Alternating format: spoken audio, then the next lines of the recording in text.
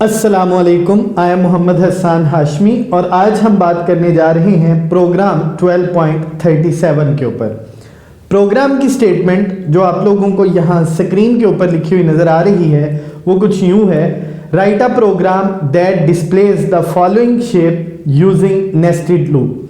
Basically हम इस programme के अंदर स्लोप स्टार्स की बनाने जा रहे हैं और वो इंक्लाइन फॉर्म के अंदर हमें नज़र आएगी, लेकिन वो किस तरह से है वो स्क्रीन के ऊपर आप लोगों को उसका फॉर्मेट वो नज़र आ रहा है, उसको ज़रा देख लीजिएगा। The outer loop should be for loop and the inner loop should be while loop. याद रहे कि यहाँ पे हमने दो लूप लगानी है और हमें ये इन्फॉर्म कर दिया गया है कि बाहर वाली जो लूप होगी वो फॉर लूप होगी, जबकि इनर लूप वो वाइल लूप होगी।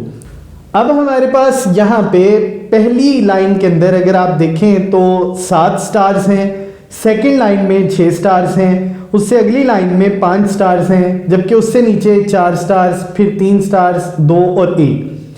अब हमने ये चीज़ बनानी है और याद रहे यहाँ पे हमें दो चीज़ों का लाजमी तौर पे ख्याल रखना है कि सबसे बाहर वाली जो लूप हमारे पास होगी आउटर लूप वो फॉर लूप होनी चाहिए, जबकि इनर लूप की अगर हम बात करें तो वो वाइल लूप होनी चाहिए। प्रोग्राम लिखने की तरफ चलते हैं। सबसे पहले हमने लिखा हैश इंक्लूड, एंगल ब्रैकेट्स में हमने लिखा stdio.h, उससे अगली लाइन में हमने लिखा हैश इंक्लूड, एंगल ब्रैकेट्स में हमने लिखा conio.h। वाइड मेन लिखने के बाद अब हम मेन के फंक्शन की तरफ चलते हैं। बॉडी के अंदर सबसे पहले हमें यहाँ पे दो वेरिएबल चाहिए। दो वेरिएबल क्यों चाहिए? सबसे पहले याद रखें कि जितनी हमें यहाँ पे लूप्स रिक्वायर्ड हैं उतने वेरिएबल्स की हमें ज़रूरत पेश आएगी। तो मैं यहाँ पे दो वेरिएबल बना लेता हूँ। एक का नाम मैंने रखा i और दूसरे का नाम मैंने रखा j। आप अपनी मर्जी से यहाँ पे वेरिएबल का नाम कुछ भी रख सकते हैं, a b c वट जो आपका दिल चाहेगा वो यहाँ पे वेरिएबल का नाम आप खुद रख सकते हैं।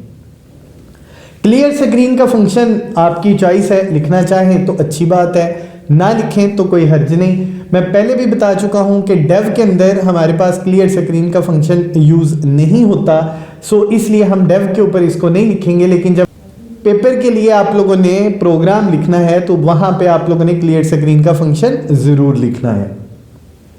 अब उसके बाद आउटर लूप यानी फॉर लूप की हम बात करते हैं। जैसे कि हमें स्टेटमेंट के अंदर ही आगाह कर दिया गया था कि हमने फॉर लूप को आउटर लूप के तौर पे यूज़ करना है, तो हम फॉर लूप को आउटर लूप के तौर पे यहाँ पे लिखते हैं i की फर्स्ट वैल्यू हम यहाँ पे रखते हैं 1, आखिरी वैल्यू हम यहाँ पे रखते हैं 7, यानी i इज लेस देन और इक्वल 7। सेमीकोलन लगाने के बाद हमने यहाँ पे लिखा i++। अब सवाल यहाँ पे ये पैदा होता है कि हमने i की फर्स्ट वैल्यू 1 तो रख ली, ये तो ठीक है, लेकिन अगर हम 7 की बात करें तो ये क्यों रखी है? तो याद रखें हमें जो प्रोग्राम के अंदर स्टेटमेंट दी गई थी उसके अंदर ये इन्फॉर्म किया गया था कि फर्स्ट लाइन के अंदर 7 स्टार्स हमारे पास होने चाहिए। तो हमने i की फर्स्ट वैल्यू 1 रखी, आखिरी वैल्यू 7 रखी और उसके बाद हर दफ़ा i की वैल्यू में 1 का इजाफा किया। अब नेक्स्ट लाइन की तरफ चलते हैं। हम यहाँ पे लिखते हैं j इक्वल्स 1। जो हमारे पास इनर लूप है उसकी फर्स्ट वैल्यू हमने रखी 1।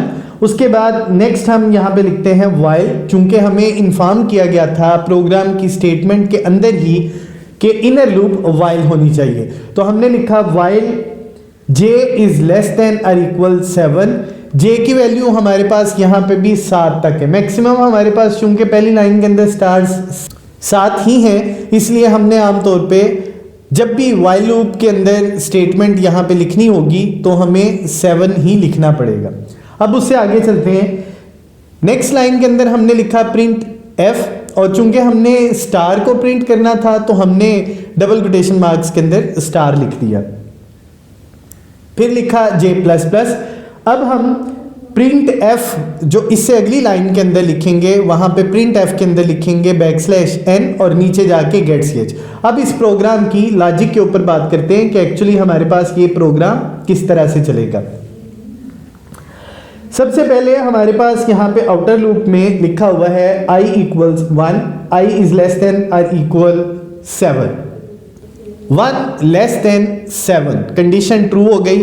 कंडीशन ट्रू होगी तो हम इनर लूप की तरफ आ जाएंगे जहां जे की फर्स्ट वैल्यू वो ऊपर से जो आई की वैल्यू आएगी उसके इक्वल होगी। ऊपर से आई की वैल्यू हमारे पास आ रही है 1। अब हम लूप में आएंगे, वाइल के अंदर लिखा हुआ है j इज लेस देन और इक्वल 7, तो j की वैल्यू ऊपर से 1 आ रही है, 1 इज लेस देन और इक्वल 7, कंडीशन ट्रू हुआ। तो यहां पे हमारे पास पहली दफा स्टार प्रिंट हुआ। अब हम इस लूप के अंदर रहेंगे, इनर लूप के अंदर रहेंगे, वाइल लूप के अंदर रहेंगे। अब j की वैल्यू 2 हो जाती है j प्लस प्लस की वजह से, तो 2 इज लेस देन और इक्वल 7, कंडीशन ट्रू, अगला स्टार प्रिंट हुआ। नेक्स्ट उसके बाद हमारे पास j की वैल्यू में 1 का इजाफा हुआ, 3 इज लेस देन और इक्वल 7, कंडीशन ट्रू, तीसरा स्टार प्रिंट हुआ। इसी तरह चौथा स्टार प्रिंट होगा, नेक्स्ट 5th स्टार प्रिंट होगा, फिर छठा स्टार प्रिंट होगा और आखिरी दफा 7th स्टार प्रिंट होगा। अब जब j की वैल्यू 8 हो चुकी है तो 8 इज लेस देन और इक्वल 7, कंडीशन फॉल्स हो गई। अब हम इनर लूप से बाहर निकल जाएंगे और जाएंगे toward the outer loop. Outer loop में i की वैल्यू में 1 का इजाफा हुआ, पहले वैल्यू 1 थी, अब हमारे पास जो वैल्यू आ रही है वो हो चुकी है 2। हम इनर लूप की तरफ वापस आए, यहां पे लिखा हुआ है j इक्वल्स i, यानी i की ऊपर से जो वैल्यू आ रही है वो j को असाइन कर दो। तो ऊपर से अब वैल्यू आ रही है 2, पहले 1 थी अब 2 आ रही है, सो j की फर्स्ट वैल्यू हो गई 2। अब लूप जो वाइल लूप है, इनर लूप है, वो 2 से स्टार्ट हो रही है। 2 इज लेस देन और इक्वल 7, कंडीशन ट्रू, पहली दफा स्टार प्रिंट हुआ।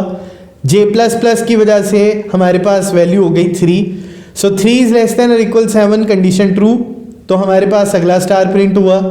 फिर j प्लस प्लस की वजह से j की वैल्यू में 1 का इजाफा 4, तो 4 छोटा है 7 से, कंडीशन ट्रू, अगला स्टार प्रिंट हुआ। फिर वैल्यू हो गई 5, 5 छोटा है 7 से, कंडीशन ट्रू, फिर अगला प्रिंट हुआ।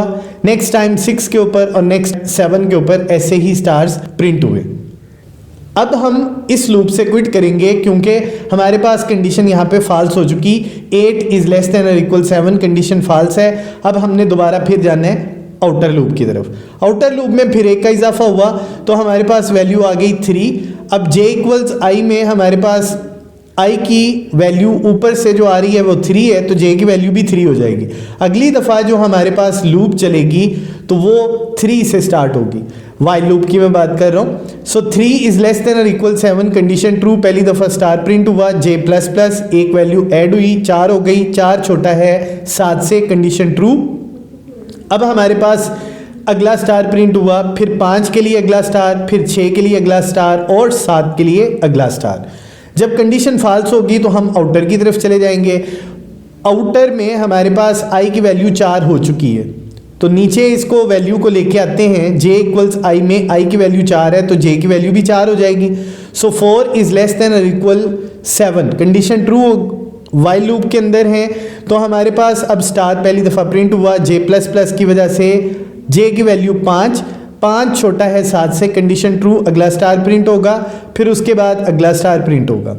कंडीशन फॉल्स, फिर आउटर की तरफ चले जाएंगे। आउटर में वैल्यू हमारे पास हो चुकी है 5, सो इनर की तरफ वापस आए। 5 छोटा है 7 से, कंडीशन ट्रू, 6 छोटा है 7 से, कंडीशन ट्रू, 7 बराबर है 7 के, कंडीशन ट्रू। सो हमारे पास अब आउटर लूप की तरफ जाने की बारी आ चुकी है। आउटर लूप में जाएंगे तो हमारे पास i की वैल्यू 6 हो जाएगी। इस a इक्वल्स i लिखा तो i की वैल्यू 6 है, तो ऊपर से जो 6 है वो हम j को असाइन कर देंगे।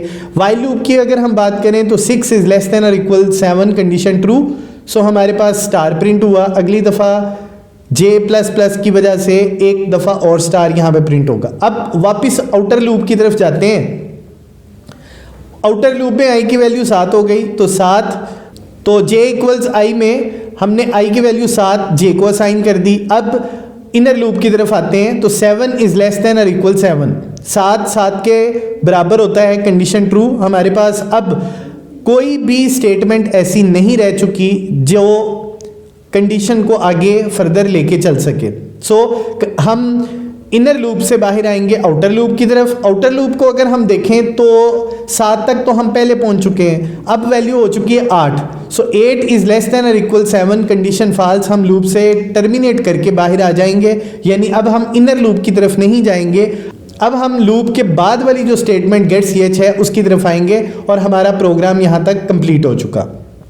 अब इस प्रोग्राम की आउटपुट आप लोगों को स्क्रीन के ऊपर लिखी हुई नज़र आ रही होगी, आप यहाँ से देख भी सकते हैं। उम्मीद है इस प्रोग्राम की आप लोगों को समझ आ चुकी होगी। अगर कोई बात जो इस प्रोग्राम में समझने में आप लोगों को दुश्वारी हुई हो तो कमेंट सेक्शन में मेरे साथ राब्ता ज़रूर करिएगा। मैं कोशिश करूँगा कि आप लोगों को बेहतर अंदाज में इसके हवाले से गाइड कर सकूँ। अपना बहुत ख्याल रखिएगा, दुआओं में याद रखिएगा। अल्लाह हम सब का नेगबान हो। अल्लाह हाफिज़।